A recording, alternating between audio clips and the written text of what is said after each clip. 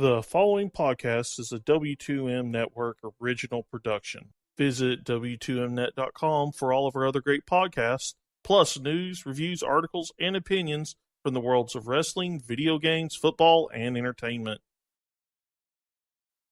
Let's go! What time is it? Gator!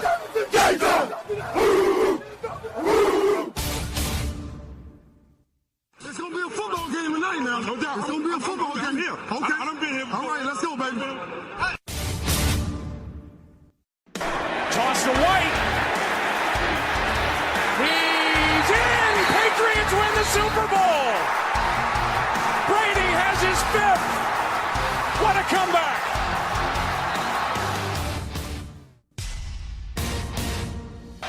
Watson. Touchdown! Hunter Renfrow. Little man makes another enormous play. 1 second remaining. Ladies and gentlemen, football to the max. Your host, Sean Garmer, Gary Vaughn, and Randy Isbell. Hello and welcome to another Football to the Max, the Monday night, Tuesday morning edition, as the Cleveland Browns and New York Giants just wrapped up the first Monday Night Football game, and I think the only one of this preseason. Eric, Cleveland wins. It's preseason. Right. I mean, the fact that, now correct me if I'm wrong, this puts them at 1-1 on the preseason? I think so. Okay, so that makes it harder for them to go 0-16 in the regular season, so never mind.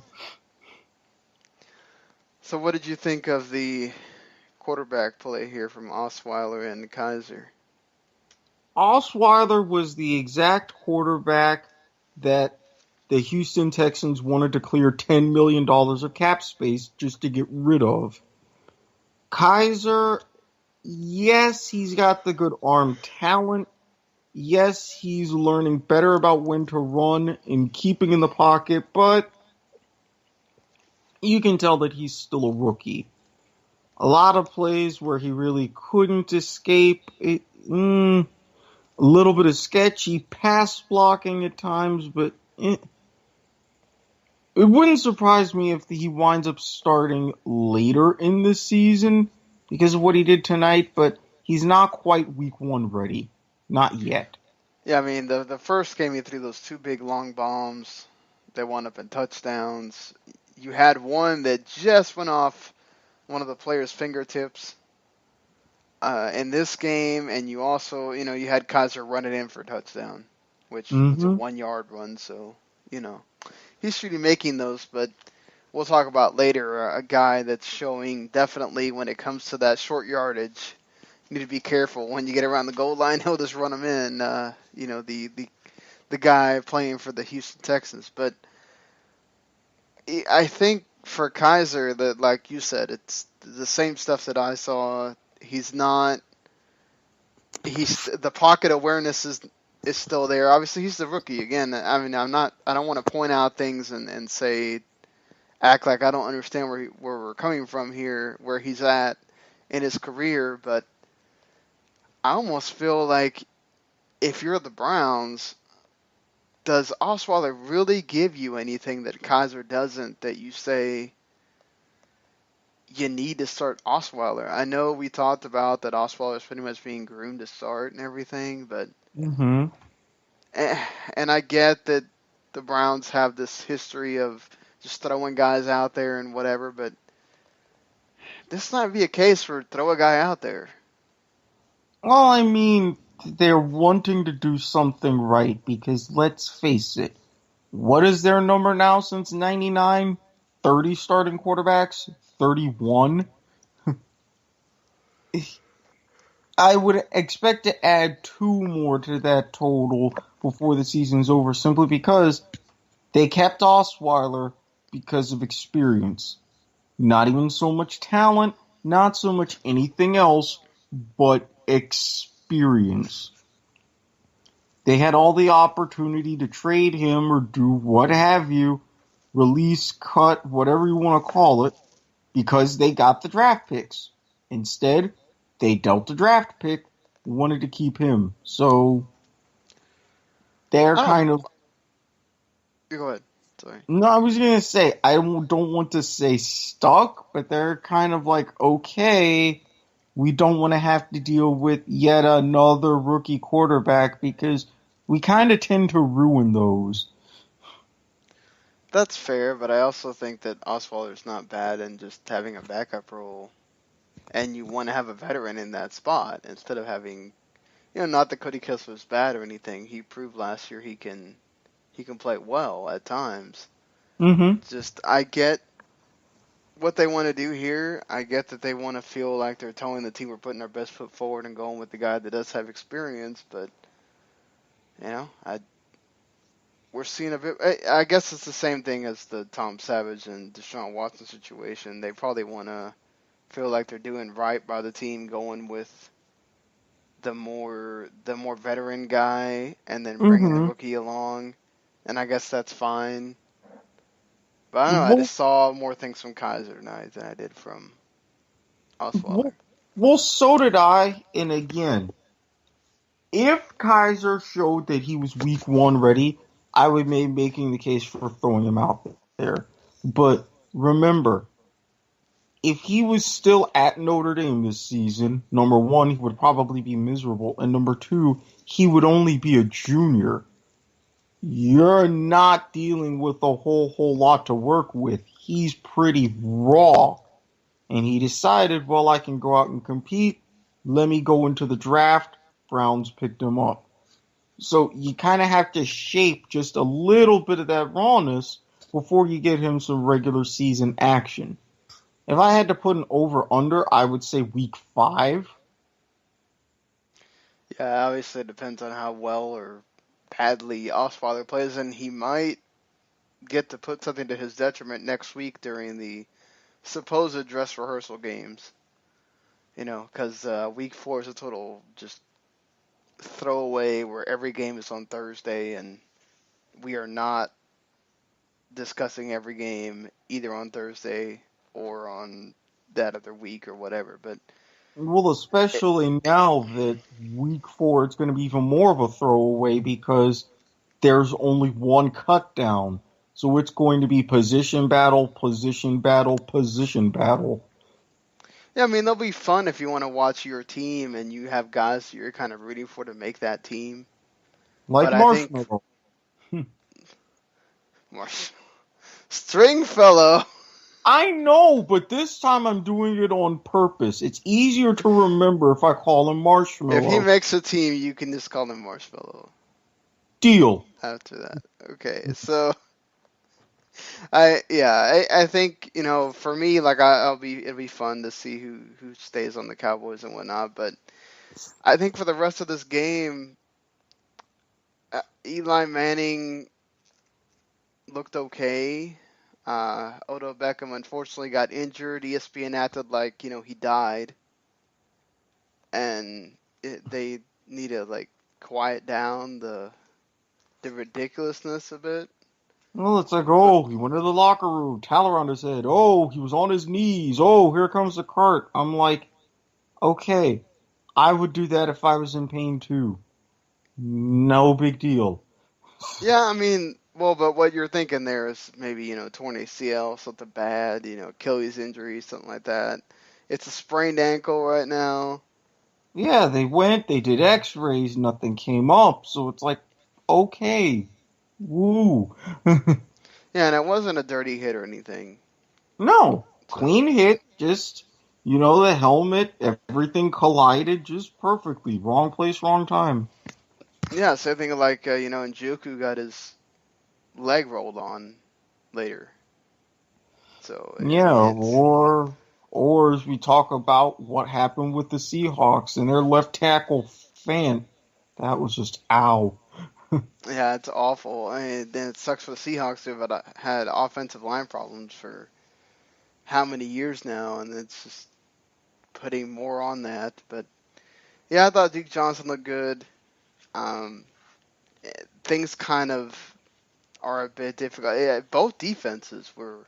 This was a very defensive game. The game was only 10-6, right? So Mm-hmm. they didn't score for the full first quarter. So you had. No. It's just like, all right, we know who's controlling the ball, and it ended on that perfect defensive play with the pass going right through the receiver's hands for the Giants, and it's like, oh, so it's over. Imagine that. Yeah, just interesting to see again, like the Browns defense under Greg Williams improved. Myles Garrett was kind of kept under control a lot by Eric Flowers for the most part, but he was a force, and he did have that one sack. So, again, Giants had an interception. It's a good day if you're on defense for both teams. I think. Yeah, I think there was a span of about no more than 5 plays where there were 3 turnovers. Yeah, I, I was like, oh, come on. You just did something, come on. So, where do we want to start on this discussing games? I guess from the weekend. I Do mean, you what did you see from? Hold on, I don't know why I don't have the schedule in front of me right now. But I'll just go ahead and start with the Cowboys, I guess, since I have it in my head at the moment. The Dak Prescott went on the field, and the Cowboys had one hell of a first drive where Dak Prescott was the quarterback, and the whole ones played. McFadden, aside from the fumble that ended his night, I don't know if he would have played anymore after that, but the first team offense looked on all cylinders for that game. which is good. Well, yeah, it's really good. No Zeke. They didn't play him, but everybody else played. Dez got a slant, and then he got the fade for the touchdown. He looked good. Witten got the one pass. Then you had, like I said, McFadden. He had quite a few very solid runs on his end. The offensive line was just clicking along, and then McFadden fumbles, that changes things. It also helps that the Colts when you're playing Scott Tolzien. I mean, you know, Hey, now, he did lead the Packers to a 26-26 tie against Minnesota. I guess there's something to be said for that. But then Kellen Moore comes on. He throws an interception that gets thrown out that gets a run back for a touchdown. He eventually does lead the Cowboys on a scoring drive, but I honestly felt like, again, he is the worst of the 3 quarterbacks. Cooper Rush led the team on 2 different touchdown drives. He completed more passes. He is a more efficient quarterback. He needs to be the Cowboys' second quarterback. I'm going to say this again, Jason Garrett. I don't care if Kellen Moore is your baby, or it's not Jason Garrett, it's Jerry Jones. Rod Marinelli, or Scott Linehan, sorry. Listen, I get it that you like the guy, but you got to take away your like for the guy and push it aside and understand that this guy is outperforming him every time. I feel like for the Colts, there wasn't really a whole lot to say. Marlon Mack, the backup of the backup running back, looked good. At times, he had some long runs. Bray was decent at receiver for them. And that's sort of it, because they really didn't have a whole lot positive going on for them, honestly. Anything? I think the first game that you probably watch is that Seahawks game. which, yes, It, does have that injury to George Font. yeah, that and just seeing that play, it was a fairly simple block, routine, but Fant on the ground, rolled over on by his own lineman, by the guard, and it was just, ugh. I felt bad for the guy because he was playing fantastic, and everybody had a little hype of Michael Bennett sitting during the anthem, offensive lineman Justin Britt, hand on his shoulder, very classy move, and as far as with that aspect, that was that. Once it came to the actual game, I gotta tell you, I know why Pete Carroll picked up Eddie Lacy. He was a little bit of a bigger guy. You want that power back like he was in Green Bay. And yes, he did have a couple of hard runs, but the two guys that played behind him, Carson and Davis, they were not only much more explosive, but they fit a lot better into what scheme that the Seahawks are running offensively. They were both great. Casey Williams, a receiver, caught a great touchdown in the corner, had another one fall through his hands. After the touchdown he did catch, came out and quickly ran downfield, made the tackle on special teams. I would be a bit surprised if he didn't make the 53-man roster. There's a lot there that he can offer, and he showed a lot of versatility, which is what the Seahawks really thrive on. Yeah. So anything on the Minnesota end? Dalvin Cook, he showed his skill, showed that he deserves to be the main back. As far as with the ones, they're going to miss Cordell Patterson because it was your same typical dink and dunk, dink and dunk. And I was kind of disappointed how they handled the rest of the depth chart because you have Case Keenum and Taylor Heineke in a neck-and-neck race to be the number 2. Now, against Buffalo, Keenum was the number 2 guy. Heineke came in number 3. Both of them well, but pretty even. This was sort of the same thing, but Keenum came in as the number 2 again, which I would have thought they would have flip-flopped that. So I don't know what's going on because to me that's still a pretty tight race for who's going to be the backup quarterback.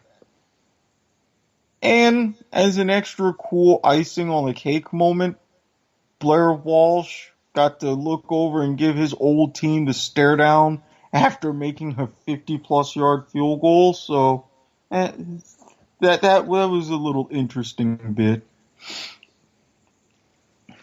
Fair enough. Anything else? That pretty much covers it. I mean, defensively, Seahawks, not quite their old selves, but very, very formidable. And Minnesota and Purple People leaders, they really weren't there tonight. Russell Wilson had room. Jerome Boykin had room to operate. Yeah, I will say that during the season, there'll be a lot more motivation on our end to check out highlights from the other games that we didn't watch, just because situations will matter at that point. We can talk about finer things and not just talk about certain players that look good and all that kind of stuff. So, apologize if this isn't the most synchronous way we're doing this right now, but I mean that's kind of what it is. You're looking at more at certain players in the preseason than you are at, say, okay, well, how much did this fumble really matter to this game? Or how many penalties affected the team and all that kind of stuff that you would, I think, during the regular season. So the moving on my end, the Carolina Panthers lost the Tennessee Titans not because Christian McCaffrey looked good again. He had a heck of a long run. He had other moments where he had showed off those pass casting skills that we know he has. In comparison, Jonathan Stewart didn't get a lot because McCaffrey was so good. And so, again, I understand that McCaffrey and Stewart are kind of be going 1 and 2. But to me, I think McCaffrey's really shown so far in this preseason heck of a lot more than Jonathan Stewart has. There's some questionable decisions on their end. The Funchess, his first catch winds up a fumble that the Tennessee Titans don't run all the way back, but they run back and it winds up in a scoring drive. After Mariota is taken out, actually, I think he gets taken out during the middle of that drive, and then Delaney Walker gets the touchdown. And yeah, I mean, for the most part, this was not the game for Derek Anderson. He didn't have a good game in this one. It wasn't really until like Joe Webb came on that the Carolina Panthers really started clicking. Tennessee had like a 17-0 lead on them for a while. I mean, I got a little bit of love for Derek Anderson, but I mean, the kind of situations that Joe Webb has been thrown in and what he's already seen in his short career, I think you combine that with this preseason, and he needs to be the number 2 guy. He really does. I agree. He's played a lot better in the 2 games.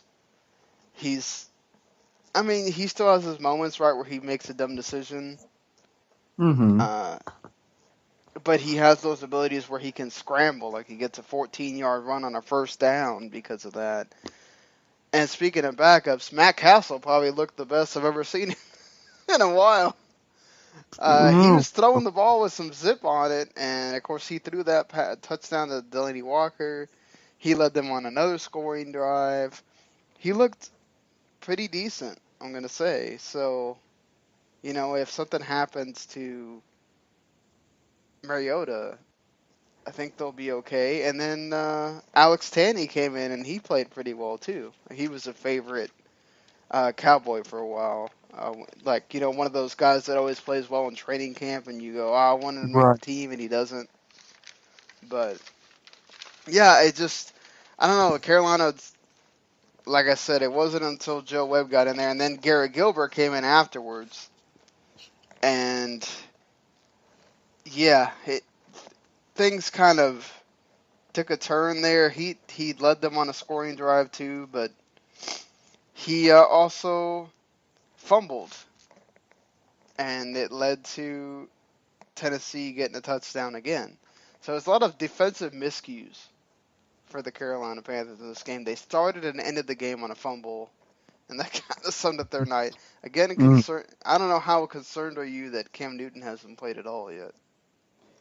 Yeah, well, I mean, he's got that tired shoulder, and with how much he's thrown and how many hits that he's absorbed, I'm kind of glad that he hasn't. But even though it's against the Jaguars, I think that if he doesn't play for this week, then I would start to hover around that panic button a little bit.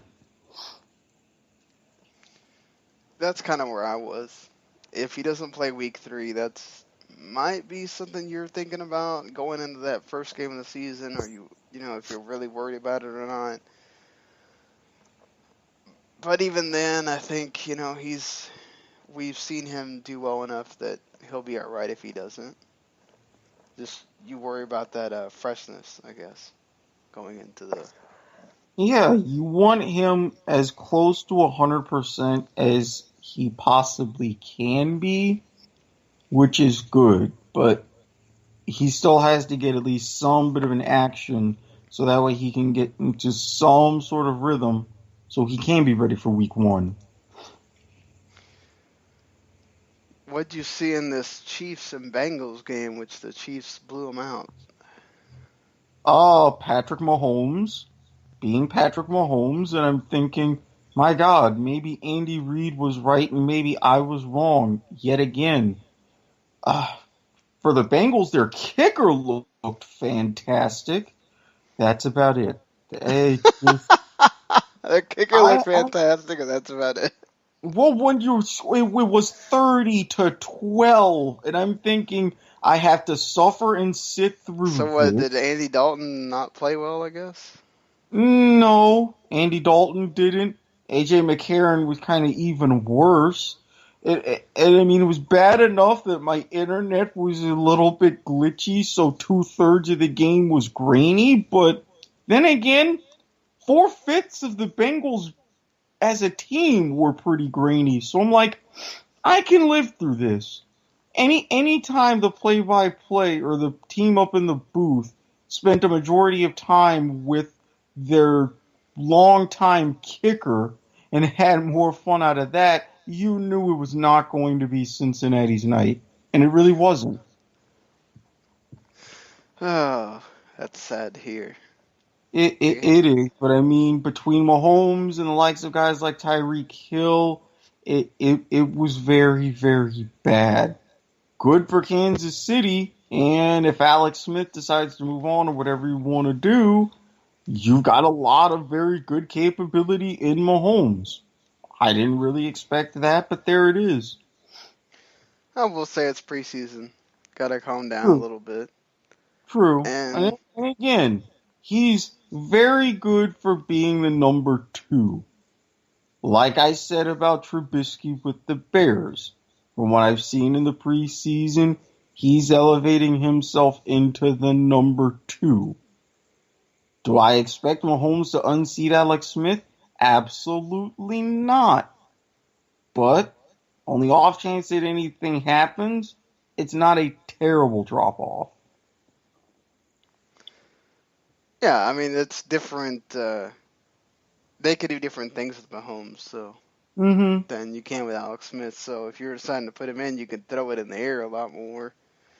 May want to come up with a little bit better receiving core than just Tyreek Hill and whoever else, but I guess they can get to that when that comes.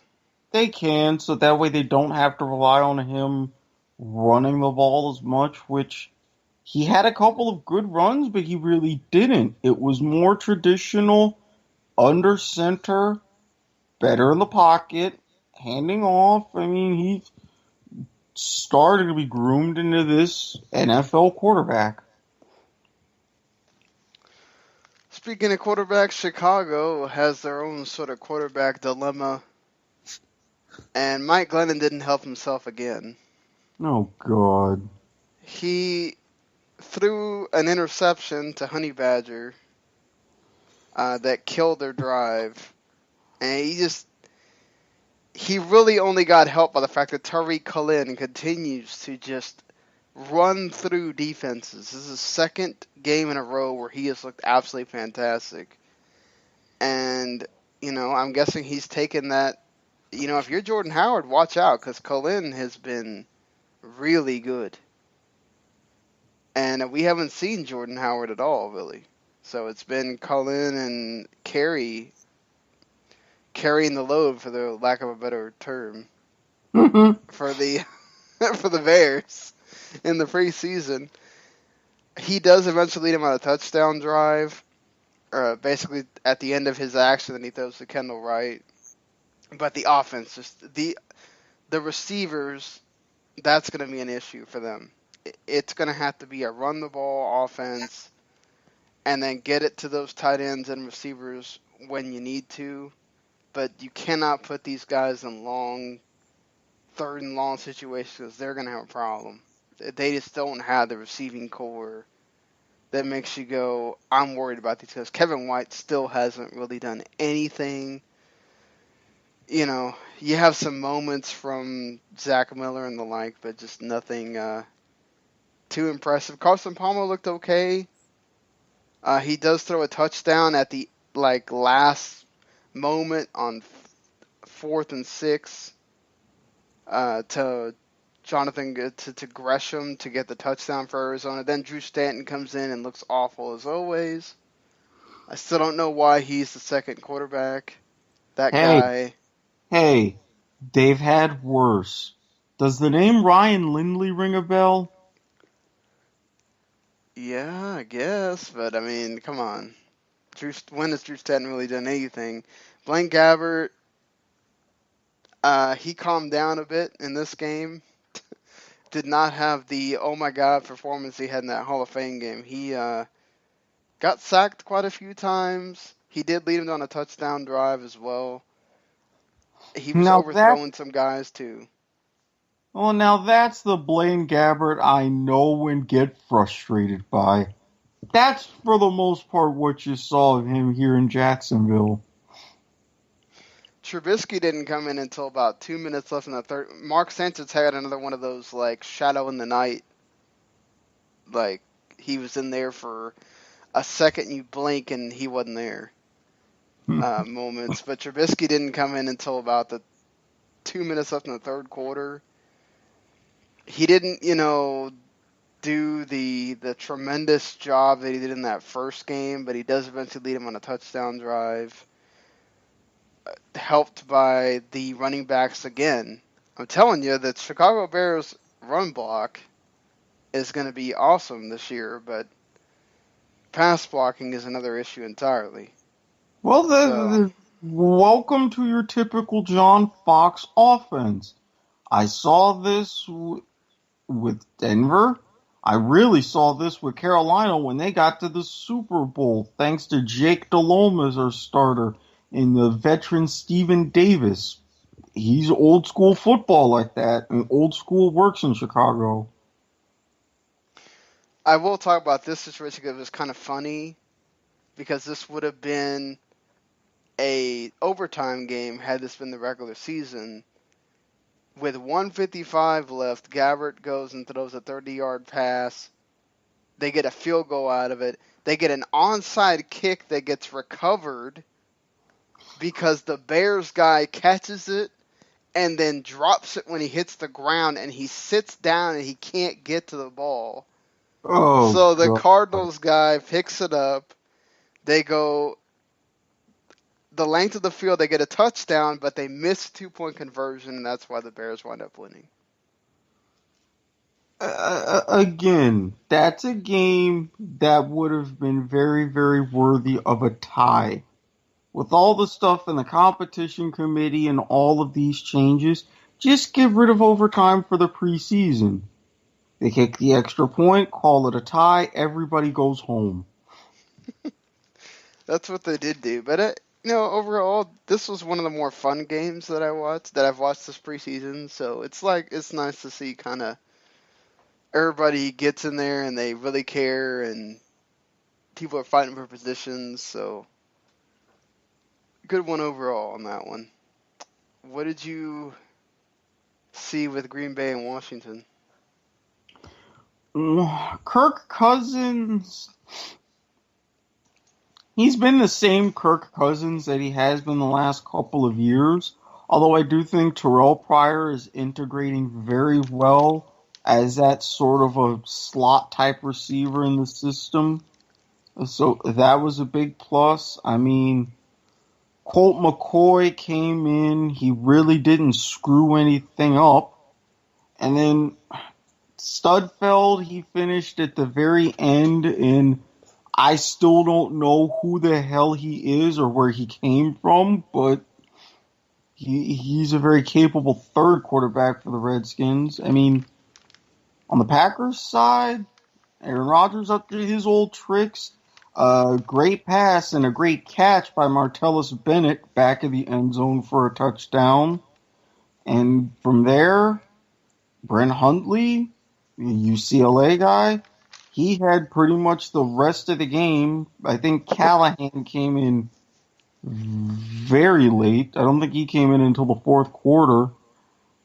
It was pretty close, and it was another one of those pretty fun games. And yeah. Did Ty Montgomery play a lot, or? No, not really. He's just one of those in and out, quiet nights. Oh, okay. Yeah, because he had a fumble in the previous game, and that kind of took him out. They were not very happy about that, because that's been his problem. Is, okay, you made the switch to running back, you're still fumbling the ball. You can't do that in the regular season. Nope. It's going to cost your team by a lot. New England and Houston also had a pretty interesting game. Now, this QB battle is a little bit more, I think we kind of know what's happening, and it's also nice to see that it's not like Osweiler and Kaiser, where Osweiler just looks kind of and then you have Kaiser, and it's just like, well, if Kaiser was a bit more seasoned, he probably would be taking that job. Whereas you can see the seasoning with Tom Savage. He goes and, yeah, he has moments. What I noticed with Savage is he takes a long time. That QB presence is not there with him. When he's there in the pocket, and it takes him a while to understand that, oh, somebody's coming.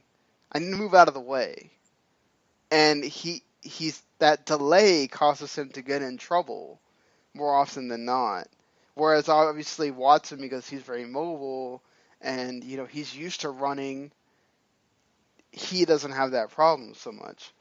But this was the Bruce Ellington show for Houston. Of course, Bruce Ellington just got signed with the injury to Will Fuller.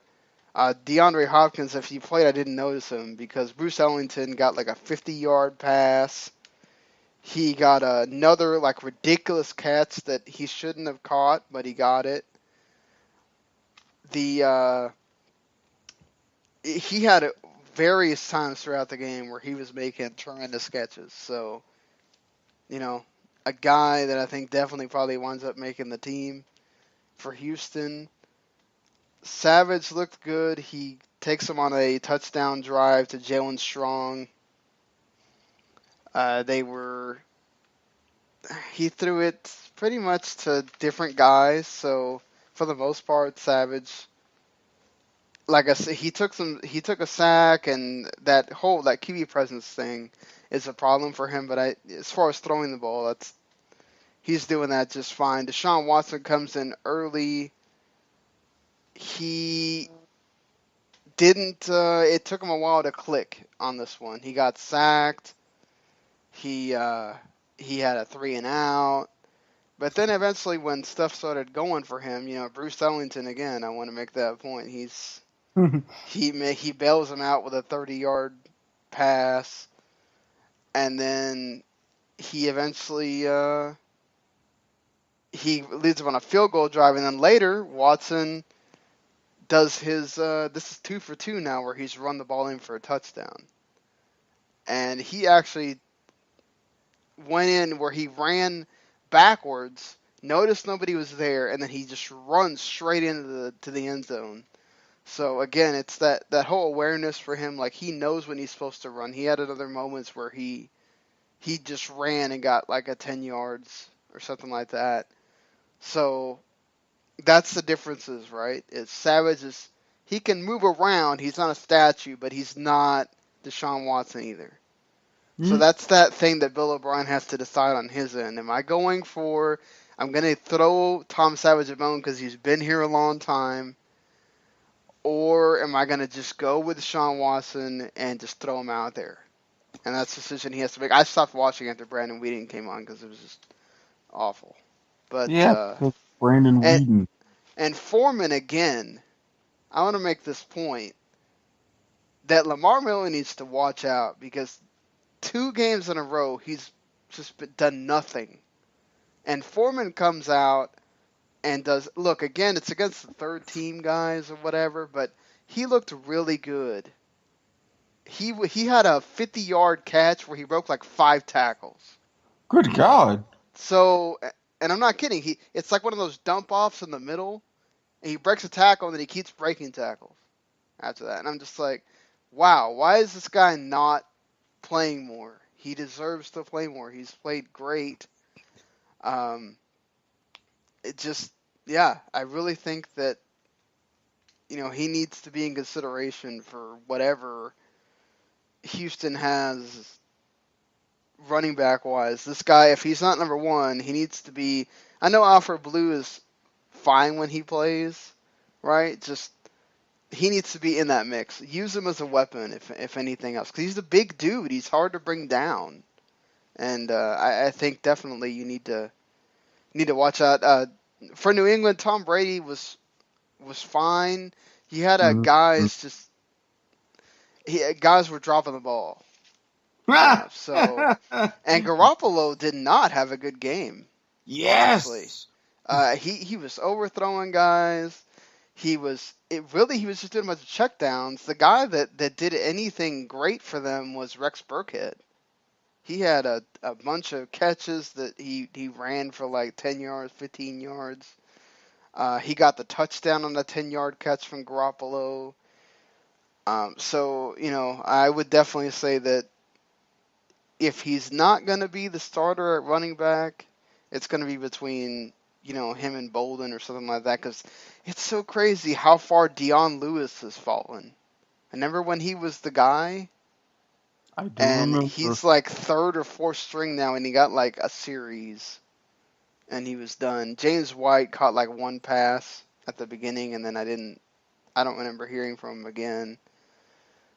But yeah, Houston deservedly wins that game. Foreman's touchdown run caps it off and everything. So, yeah. Glad to see the Patriots lose, although I was really kind of rooting for them. Well, no, I can't even root for them to win because now they're 0-2. So that goes out the window. To AFC South teams. Oh, God. This is going to be an enigma of a division this year. Yeah, really. Tennessee and Houston are going to be leading that pack, though. Oh, trust me. With what I've seen from Jacksonville, I can't disagree. So what did you see in the what you told me was actually a really good game between the Rams and Raiders? It was. The Raiders defense, front seven, you've got nothing to worry about. Khalil Mack, he got a sack, was able to get a lot of good pressure. There's still passing problems for them. And that's why I say their front seven, very little to worry about. Your secondary, anytime Sean Mannion can get a game-winning 20-yard touchdown pass on you with a couple minutes left, you've got issues. Jared Goff finally is starting to look like an NFL quarterback. Much more comfortable in the pocket, going through his progressions better. There was a lot more checkdowns, but he led some very good drives. For the Raiders, offensively, Marshawn Lynch is still in beast mode. Had some early flashes from him. Michael Crabtree doing like this quasi-spin juke, breaking a defender's ankle, sending him the wrong way on his touchdown catch from Derek Carr. And E.J. Manuel cannot lead a 2-minute drill to save his life. E.J. Manuel's awful. Yeah, we know this. Connor Cook did himself a lot of favors working into the number 2 spot, especially for how he performed at the end of the game, leading what should have been the winning touchdown drive. But unfortunately, it wasn't. Why not? Rams won 24-21, and yeah. Cooper Kupp also catching a big touchdown from Jared Goff, too, so... He did, and I really think he is going to be Goff's main target. So keep an eye on that combination as the season progresses.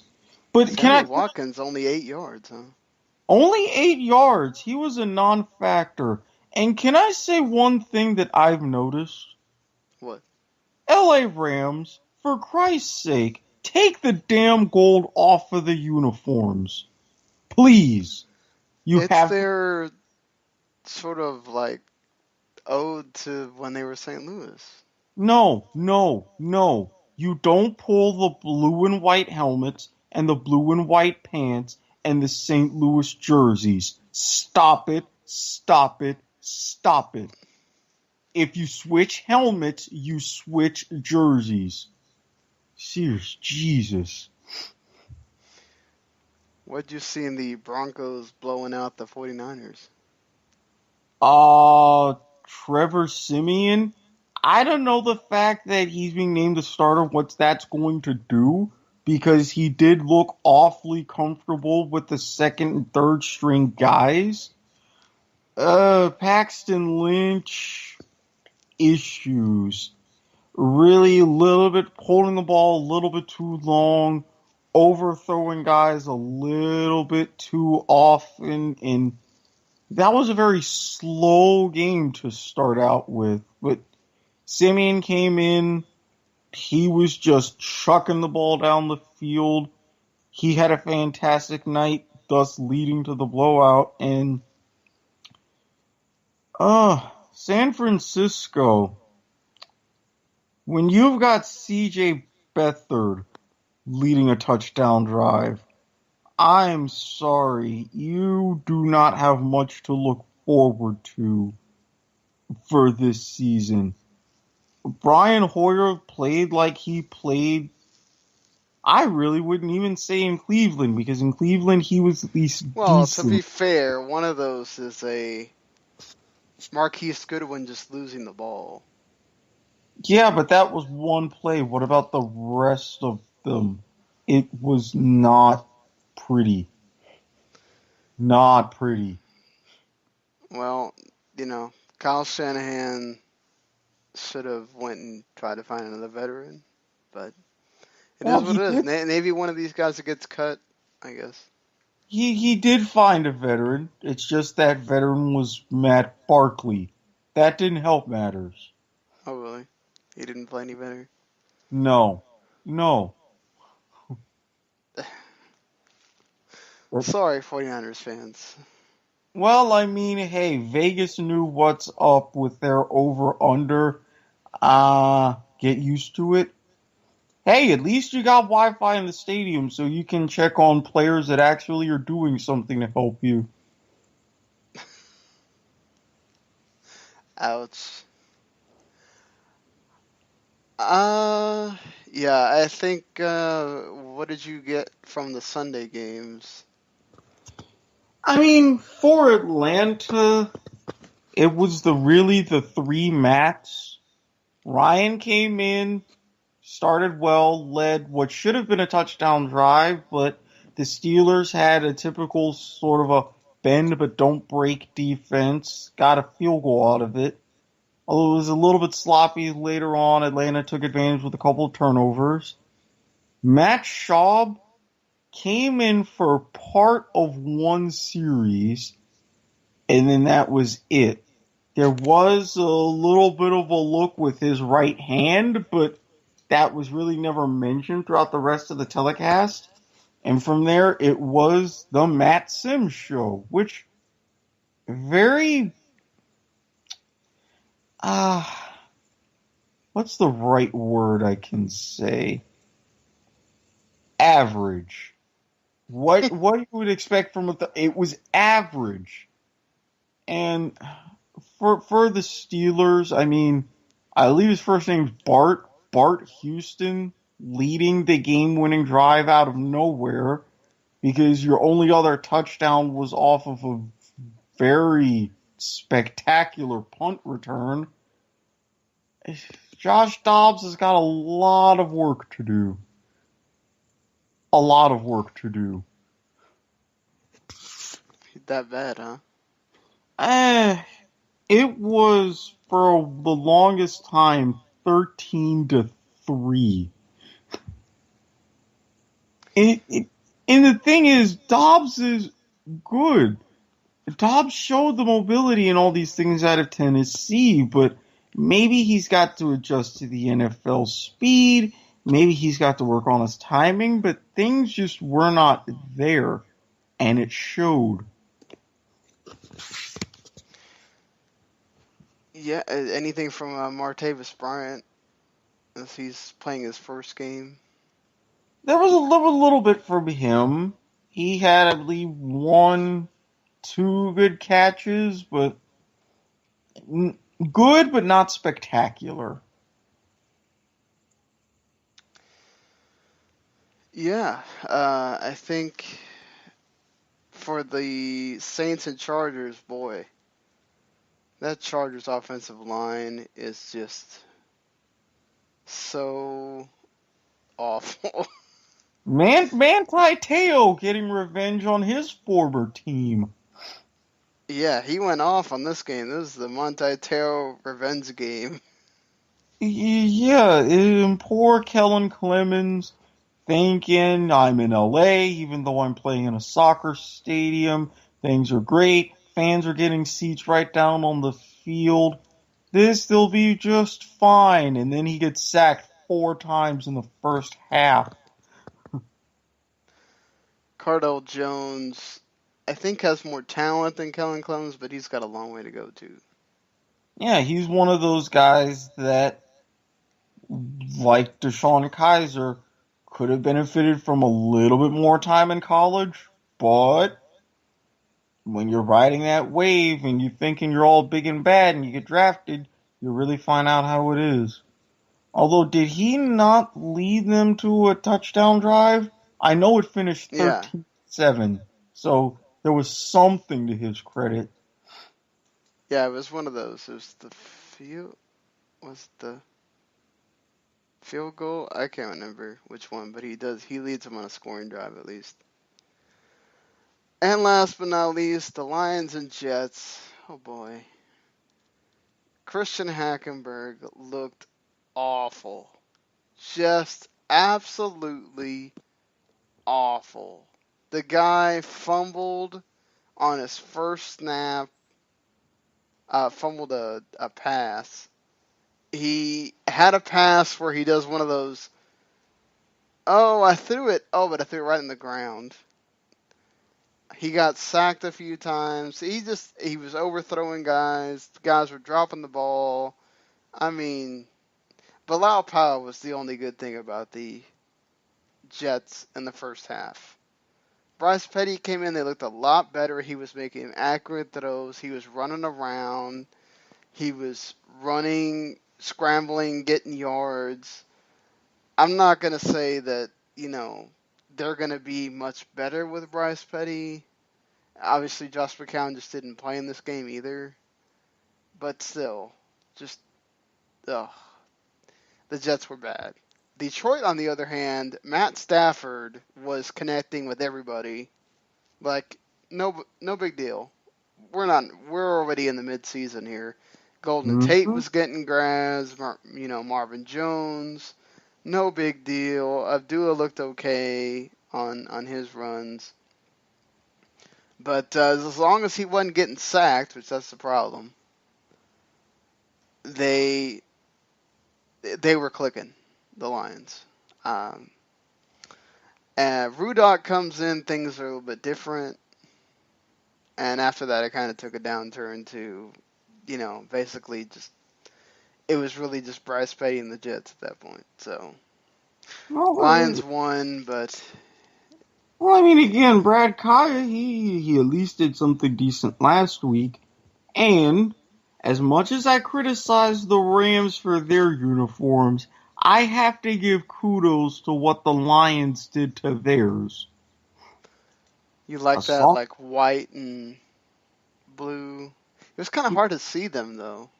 Well, because especially if you go back and you look at their home uniforms, going back to the sort of a softer, more cooler version of the Honolulu blue, and like the silver numbers and a more of a block style on the front, I can dig those. I have to go back and see the white ones, but I dig what I did see. So I think the Broncos going into the news now, we mentioned Trevor Siemian being named the starter. I think he's obviously the better passer. He's much more comfortable. He's been there. He's done that. I'm not going to say he is a total upgrade over Paxton Lynch, but he's the better of the two right now, I think, without a doubt. Yeah, Paxton Lynch had a shot against the Niners with the ones, looked terrible. Siemian came in, looked great, even though he was playing with the 2s and 3s. Give him some more time with the ones, see if he can at least keep that momentum going. I mean, given what they've got, I get the decision, and they made the right decision, but it's, like you said, it's not overwhelming. Well, we do know that in this third game where the Broncos are going to play the Packers, Jamal Charles is going to get a lot of playing time to basically earn his spot on the team. You think he Well, plays well? I think he plays well, and personally, one person that I would also like to see do a little bit more and be given a little bit more of an opportunity, Stephen Ridley. When he's in, he's had some very good runs, and I'm like, why is he still this far back on the depth chart? He should be moving up a little bit. And we also have Anquan Bolden retiring kind of randomly after signing with the Bills. No, it's not random because he realizes, what the hell am I doing in Buffalo? I gotta go. Well, he has other reasoning. He says that for the last couple of years, he's been advocating for criminal justice reform. He's been trying to improve police-community relations across the board. I have guys that are asking for help, and, it's time to help our nation and people around the NFL and everything else. So, if he's really going to do this, Yeah, go him, man. It's fantastic. It's a very noble endeavor, and Buffalo fans won't hate you. Well, they get it. I think Buffalo fans need to just get over it. Their team is rebuilding and just... Okay, Sean, it's Buffalo. I mean, really, what is there in the dead of winter for Buffalo except the Bills, the Sabres, and maybe what goes on underneath the sheets under the influence of liquor? I mean, it's very limited opportunities for this, okay?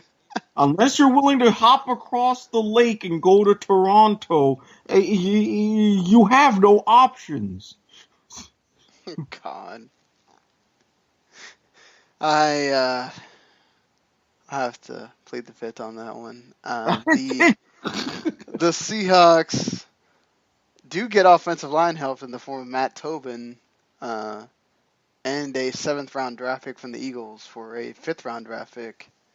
He's going to help provide veteran experience for, I don't even know how to say his name, Reese Odehamalu.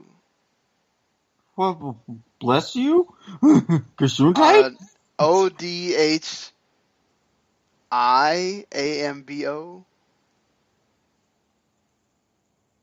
Odhiambo?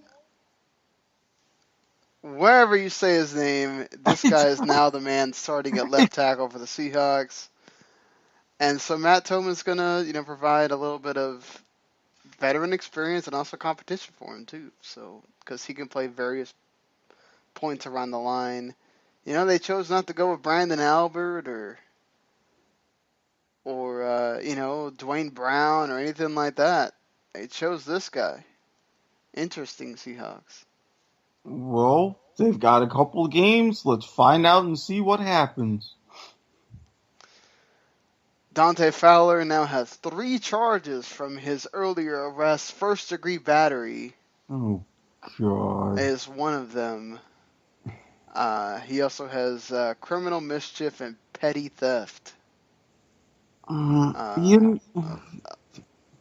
He's not going to get this, but if found guilty, he can get up to a 1 year in jail and such and such. Look, he said, "I'm sorry to everybody," but you know how many people say "I'm sorry," and Dante, you're in Jacksonville. Guess what?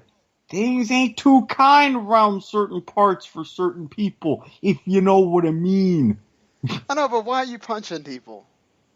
That's even worse. It's like that's where you got to practice restraint. You're an NFL player. You can't go around punching people, breaking people's glasses. I mean, come on. No, I completely agree. I'm just saying. You say he might not get that year. Have you seen the kind of issues that the Jacksonville legal system has had? They're not gonna. He's an NFL player. Come on. Oh, please. Well, okay. Go back to the one article where the Jaguars, via Twitter, asks fans, hey, use your favorite GIF to describe how you feel about the upcoming season. You know how fans responded? People jumping off buildings, things on fire from Game of Thrones. I mean, seriously, people know what's up. Well, hey, it's between Chad Henne and Blake Bortles for that starting job right now. So How the yeah. hell Chad Henne still has a job? Oh, dear Christ. It's... Blame Blake Bortles. You know, if by this time... No, I take that back. If by December I'm not asking for a new liver as a Christmas present, then that means either some things are more tolerated recreationally, or I've moved somewhere else and I don't have to watch this dumpster fire. I'm telling you now. And finally, Roger Goodell is close to getting a 5-year extension on his current deal from the owners. This would make him the commissioner through the 2024 season, and of course, he would be commissioned during the next contract negotiations as well. Which means that he would be commissioner during the work stoppage, and he might not see through that contract. So you know what? I'm not even that angry. Well, you know that the owners are pleased with Roger Goodell. They're not the ones that have the problems with Goodell. That's the NFLPA, maybe some of the NFL players themselves. Jerry Jones, the one-off guy, Robert Kraft. Most of the owners are cool with him. So. Well, that's because he's made them money. He's more than doubled revenue. He's gotten Right. relocation fees. You've got Mexico. You've got London. So, of course, owners are going to shut up. They want to keep the train rolling, even though, yeah, their public face and Goodell ain't looking too pretty. And you realize it's better to pay the devil you know $60 million a year rather than the devil you don't know. True. You aren't wrong on that at all. So that's going to close it for us here, talking football this week. Not this week, but at least for this evening. Anyway, we'll be back on Thursday night, Friday morning, talking about the Thursday night football game between the Miami Dolphins and the Philadelphia Eagles. And if Eric wants to watch Carolina and Jacksonville while he's at it, go ahead. Yeah, that's probably going to be a no, given what I have seen. But I'll go ahead and run down our games here since we've already got them selected for next week. I try to go based off of the teams that we saw the previous week. I change them and make sure that we see different teams each week. But Friday, Eric's got the Patriots and Lions. I got the Chiefs and Seahawks. And then Saturday, there's a bunch of games. You got Arizona and Atlanta for Eric. All these are Eric games. He has Arizona and Atlanta. He has the Colts and Steelers. Damn it! The Texans and Saints. And he has Carolina and Jacksonville. He's got to go back and watch at some point. We both have Oakland and Denver because they play each other. And then you have the Sunday games where Eric has Chicago and Tennessee. We both have San Francisco and the Vikings for that Sunday night football. And there is no Monday night football for this week. I have Buffalo and Baltimore. The Jets and Giants game. Cleveland and Tampa Bay. Chargers and Rams, and then the Green Bay Denver game, as well as Cincinnati and Washington. So I have the extra You sure game. you aren't some sort of secret masochist with that Sunday lineup that you picked out? That Sunday lineup is not what I picked out. It's the 3 games that are there. Oh, okay. The NFL picks out that Sunday lineup. So, but all right. Well, yeah. Until we're back on Thursday. See you later, everybody. Peace.